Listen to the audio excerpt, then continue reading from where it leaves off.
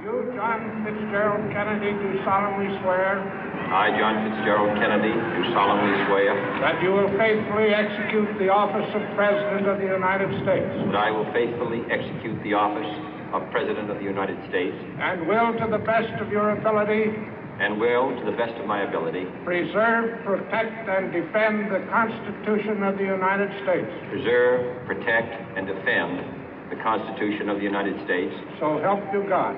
So help me God.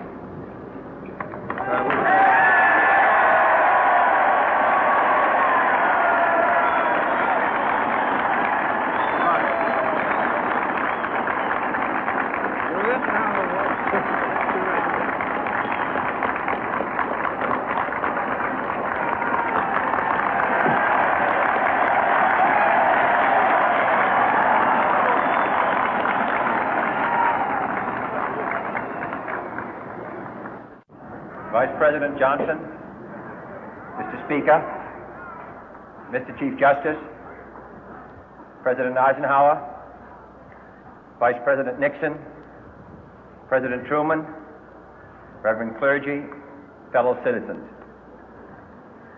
We observe today not a victory of party, but a celebration of freedom, symbolizing an end as well as a beginning, signifying renewal as well as change. For I have sworn before you and Almighty God the same solemn oath our forebears prescribed nearly a century and 3/4 ago. The world is very different now, for man holds in his mortal hands the power to abolish all forms of human poverty and all forms of human life. And yet the same revolutionary beliefs for which our forebears fought are still at issue around the globe. The belief that the rights of man come not from the generosity of the state, but from the hand of God. We dare not forget today that we are the heirs of that first revolution.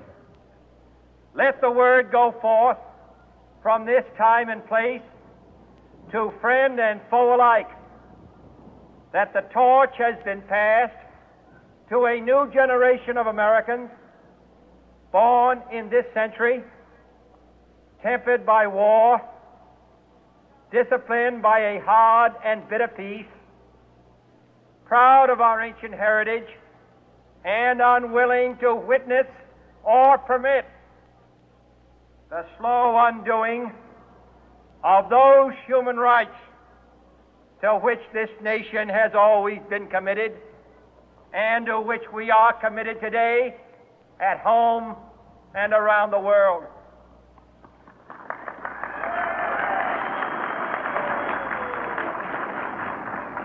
Let every nation know, whether it wishes us well or ill, that we shall pay any price, bear any burden, meet any hardship, support any friend, oppose any foe to assure the survival and the success of liberty.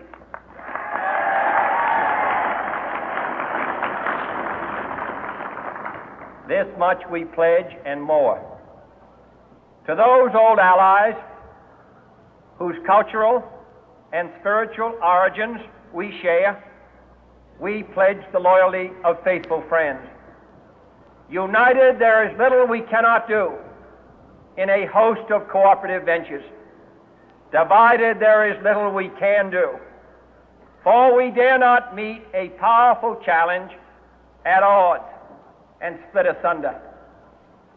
To those new states whom we welcome to the ranks of the free, we pledge our word that one form of colonial control shall not have passed away, merely to be replaced by a far more iron tyranny. We shall not always expect to find them supporting our view, but we shall always hope to find them strongly supporting their own freedom, and to remember that in the past, those who foolishly sought power by riding the back of the tiger ended up inside.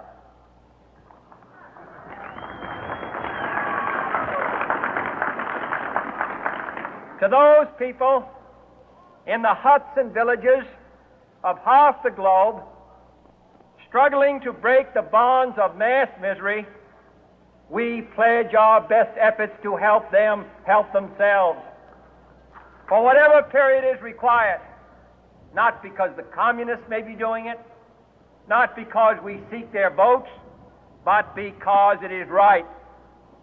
If a free society cannot help the many who are poor, it cannot save the few who are rich.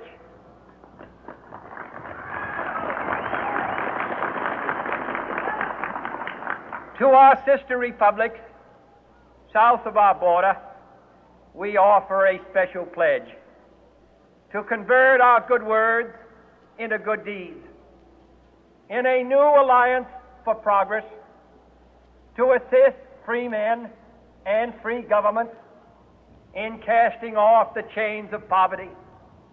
But this peaceful revolution of hope cannot become the prey of hostile powers. Let all our neighbors know that we shall join with them to oppose aggression or subversion anywhere in the Americas. And let every other power know that this hemisphere intends to remain the master of its own house.